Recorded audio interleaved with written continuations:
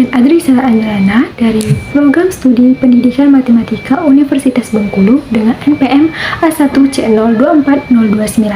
Nah, di sini kita akan membahas filsafat pendidikan dan teori manajemen pendidikan.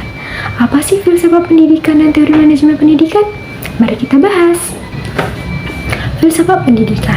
Filsafat pendidikan adalah cabang filsafat yang mempelajari masalah-masalah datar yang berkaitan dengan pendidikan, seperti tujuan pendidikan, proses belajar mengajar, serta peran guru dan murid. Filsafat pendidikan juga berfungsi sebagai landasan dan menentukan arah tujuan dan metode pendidikan yang sesuai dengan nilai-nilai dianut oleh masyarakat. Nah, filsafat pendidikan juga mempunyai aliran-aliran loh. Yang pertama, perennialisme, yang kedua esensialisme, yang ketiga progresivisme, yang keempat rekonstruksionisme. Mari kita bahas satu-satu. Yang pertama, perennialisme. Aliran ini menekankan pentingnya pendidikan yang bersifat universal dan abadi. Perennialisme percaya bahwa pendidikan harus berfokus pada nilai-nilai yang bersifat tetap dan tak berubah, serta mendorong perkembangan intelektual.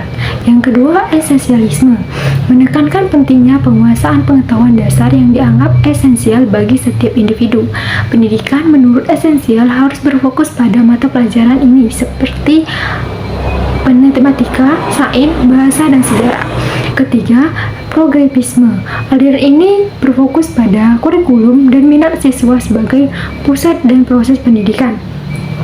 Menekankan pembelajaran yang bersifat aktif, dinamis, dan relevan dengan kehidupan nyata.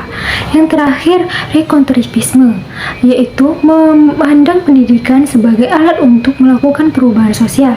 Pendidikan harus membantu individu untuk menjadi agen perubahan dalam masyarakat dengan tujuan menciptakan dunia yang lebih baik. Filsafat pendidikan juga mempunyai fungsi loh. Yang pertama, fungsi landasan teoritis, pedoman praktis, refleksi kritis. Nah, landasan teoritis yaitu fungsi filsafat pendidikan. Tentang filsafat pendidikan memberikan landasan teoritis bagi semua aktivitas pendidikan, termasuk pengembangan kurikulum, metode pengajaran, dan evaluasi pendidik. Dan yang kedua, pedoman praktis. Sebagai pedoman praktis dalam menentukan tujuan pendidikan, strategi pelajaran, dan hubungan antara guru dan siswa. Sedangkan refleksi kritis membantu pendidik dan membuat kebijakan untuk serta kritis merefleksikan praktik-praktik pendidikan dan mempertanyakan asumsi dasar yang mendasarnya. Kita lanjut ke materi selanjutnya, yaitu teori manajemen pendidikan. Apa sih teori manajemen pendidikan?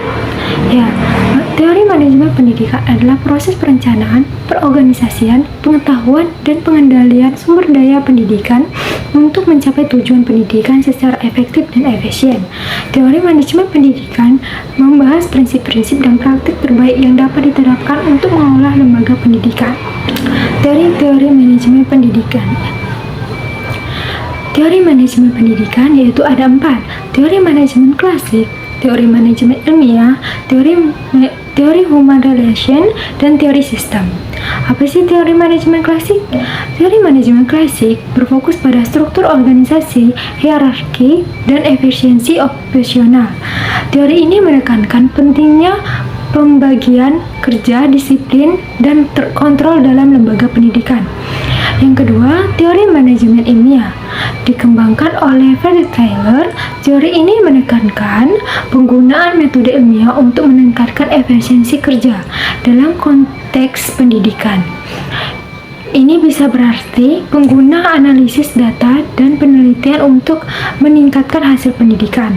Yang ketiga, teori human relation, yaitu menekankan pentingnya aspek manusia dalam manajemen, seperti motivasi, kepuasan kerja, dan hubungan antar pribadi dalam pendidikan.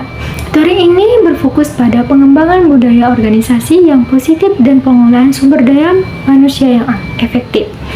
Keempat, teori sistem menganggap lembaga pendidikan sebagai sistem yang terdiri dari berbagai komponen yang saling terkait. Manajemen pendidikan harus memastikan bahwa semua komponen bekerja secara harmonis untuk mencapai tujuan bersama. Nah, apa saja sih fungsi manajemen pendidikan? Fungsi manajemen pendidikan yaitu sebagai perencanaan, perorganisasian, pengarahan, pengendalian. Nah, Perencanaan itu dalam manajemen pendidikan melibatkan penentuan tujuan, strategi, kebijakan, dan langkah-langkah yang akan diambil untuk mencapai tujuan pendidikan, dan termasuk perencanaan kurikulum, sumber daya manusia, dan fasilitas pendidikan. Perorganisasian meliputi pembagian tugas, penetapan tanggung jawab, serta pengaturan hubungan kerjasama berbagai unit dalam lembaga pendidikan. Tujuannya adalah memastikan bahwa semua sumber daya digunakan secara optimal. Yang ketiga, pengarahan, yaitu melibatkan pemberian arahan, bimbingan, dan motivasi kepada semua anggota organisasi pendidikan untuk bekerja menuju mencapai tujuan, dan termasuk komunikasi yang efektif, kepemimpinan, dan manajemen konflik. Yang terakhir, pengendalian. Pengendalian adalah proses pemantauan dan evaluasi kinerja pendidik untuk memastikan bahwa tujuan pendidik tercapai. Hal ini melibatkan pengukuran kinerja, analisis hasil, dan tindakan kreatif jika diperlukan. Nah, apa sih menurut kalian kesimpulan dari penjelasan yang didapat?